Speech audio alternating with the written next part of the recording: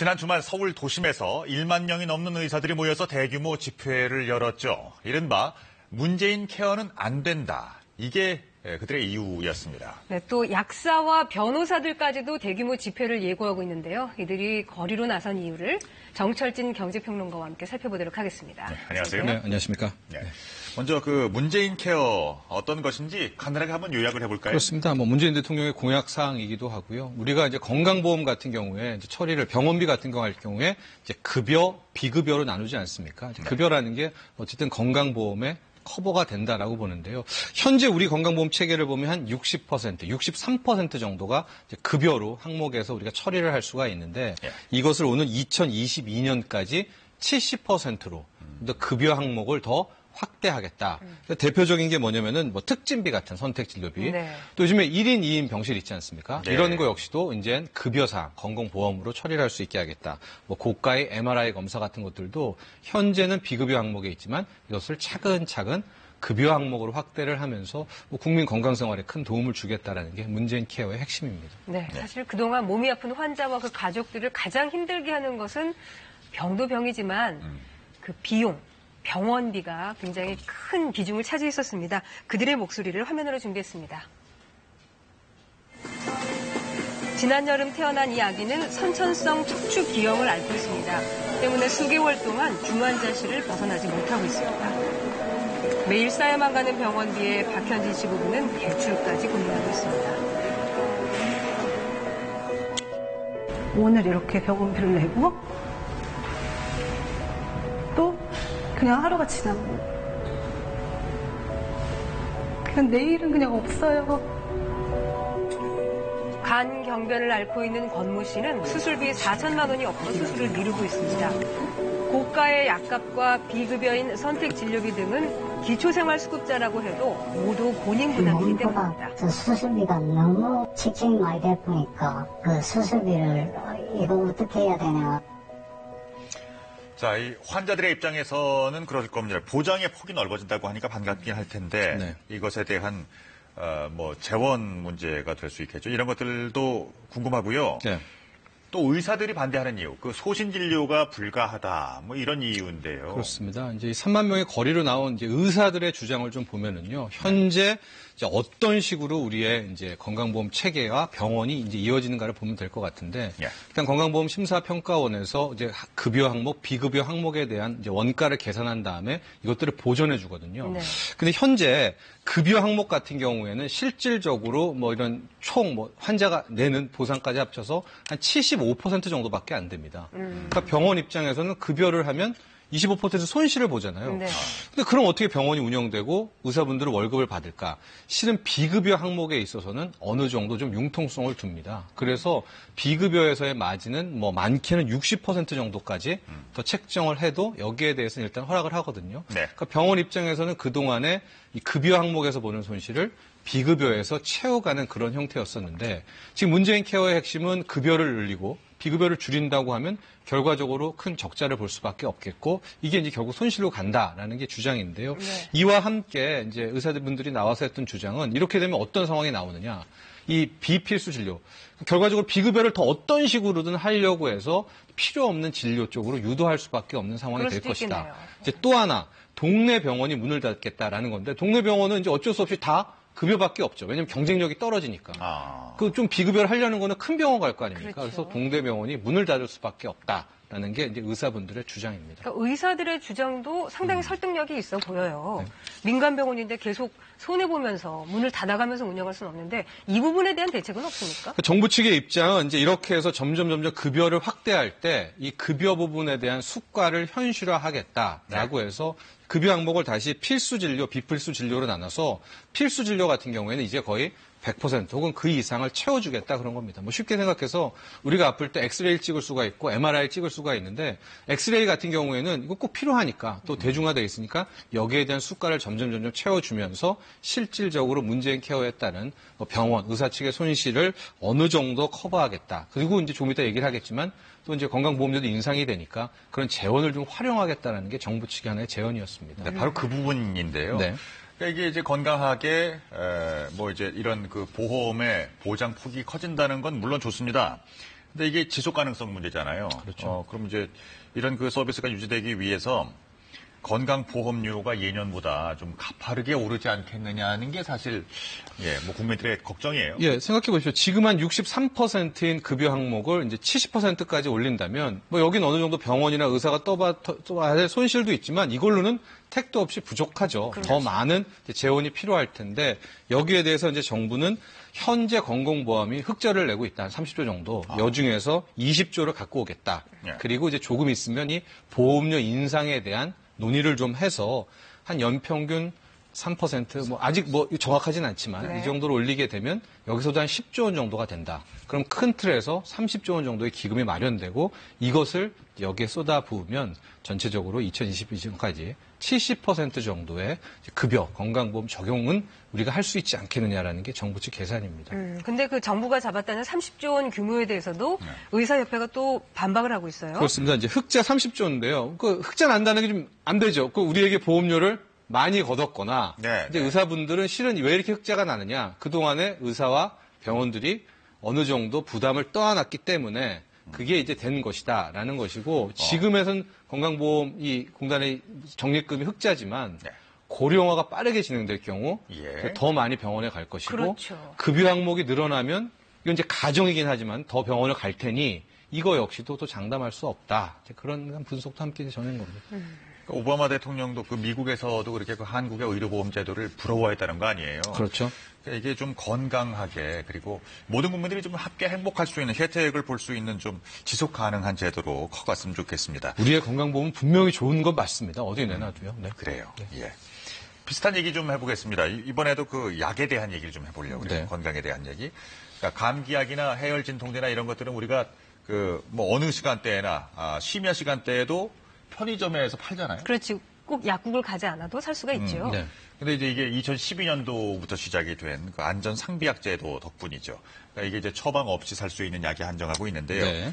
이게 최근 들어서 왜 다시 그 쟁점이 되고 시끄럽습니까? 그러니까 이번에는 이제 약사회에서 17일 이제 권리 대회를 하겠다라는 건데요. 기억을 하시겠지만 말씀하신 대로 2012년에 안전 상비 의약품이라고 해서 일반 의약품 중에서 뭐 해열제, 감기약, 소화제를 편의점에서부터 서서히 판매를 시작하지 않았었습니까? 예. 그래서 그 시장이 총 13개 제품이긴 한데요. 빠르게 성장을 했는데 최근 복지부에서 이제 거기에 대해서 조금 뭐 추가 지정이라든가 거기서 판매하는 것들을 좀 확대하려는 이런 논의에 대한 조짐이 보이니까 네. 이제 여기에 대해서 이렇게 하면 안 되겠다는 게 또 이제 약사회 분들의 주장이다. 이렇게 보시면 되겠습니다. 하지만 추가 지정 논의가 있었다는 거는 그만큼 시민들의 반응이 좋았다는 거 아닌가요? 굉장히 좋았죠. 이 2012년 이후로 편의점에서 판매하는 뭐 이 관련한 약품의 매출액은 거의 10배 이상 폭증을 했거든요. 예. 아까도 잠깐 보셨지만 감기약이라든가 해열 진통제라든가 소화제, 소염 진통제가 14년 되면서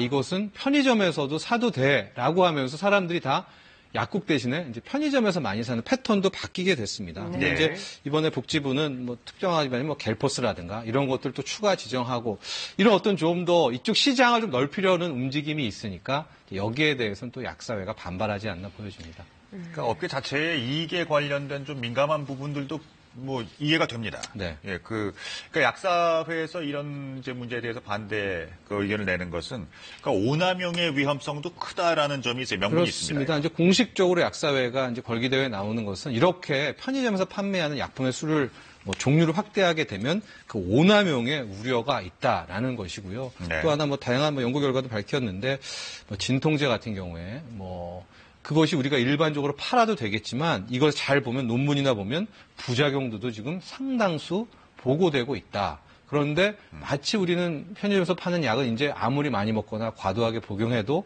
괜찮다는 의식이 있지 않겠습니까? 네. 그래서 이런 상황인데도 더 확대한다는 것은 안 된다라는 게 또 약사회의 입장입니다. 근데 이제 뭐 시간대별로 그 약국이 이제 문을 닫잖아요. 그렇죠. 그러니까 그런 심야 시간대에 그런 약을 필요로 하는 사람들도 많은데. 네, 예, 이 그렇습니다.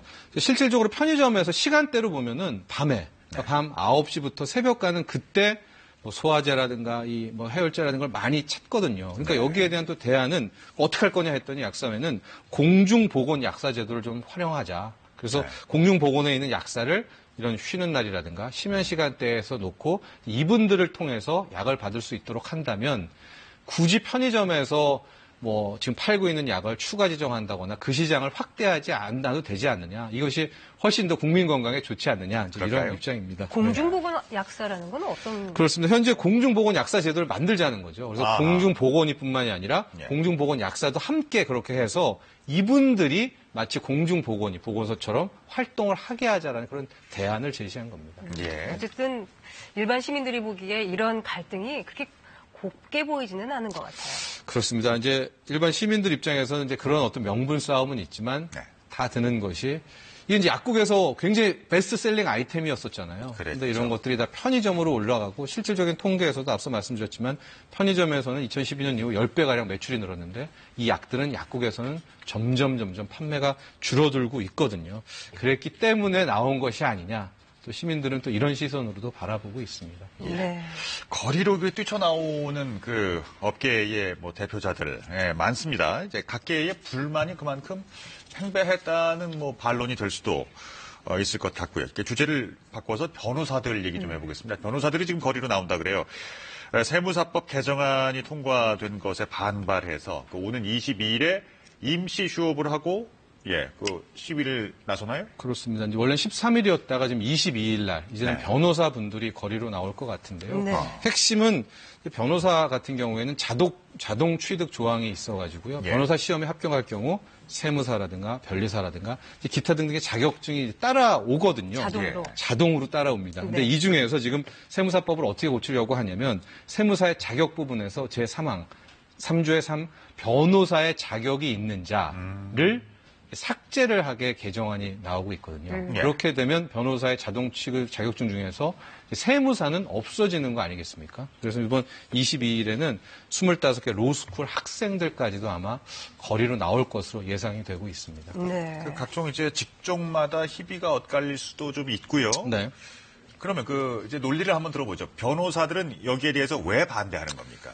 그러니까 이제 국민의 선택권을 박탈한다. 변호사 제도의 근간을 흔든다라고 이제 위헌 법률이다라는 게 변호사 쪽의 또 입장이기는 합니다. 네. 예. 변호사들이 어쨌든 이렇게 거리로 나올 만큼 크게 반발을 하고 있긴 한데 실질적으로 변호사가 받을 피해는 그렇게 크지 않을 것이다. 이런 분석도 그렇습니다. 있더라고요. 왜냐하면 이제 그동안에 많은 논란이 있어서 예. 이 자동 취득 조항에 대한 부분도 많이 바뀌었거든요. 그러니까 실질적으로 이렇게 생각하시면 됩니다. 지금 변호사도 그 과거에 사시 합격했더라도 변호사 명부에 올라야 실은 변호사 활동이 할 수 있는 것처럼 그렇죠. 세무사 역시도 세무사 등록부라는 거를 이제 만들어서 세무사 등록부에 어느 정도 활동을 통해서 자격을 이름을 올려야 실제로 이제 세무 담당 업무를 할 수가 있는 거거든요. 예. 그렇기 때문에 이제 자격증만 있는 것이고 뭐 세무사 업무에는 이제 큰 틀에서의 문제는 없다 이런 시선이 있기는 한데 여기에 대해서는 또 이런 입장도 있어요. 왜냐하면 이제 변호사가 세무사까지 갖고 있을 경우에 원스톱 서비스가 가능하다는 장점이 있죠. 즉 뭐냐면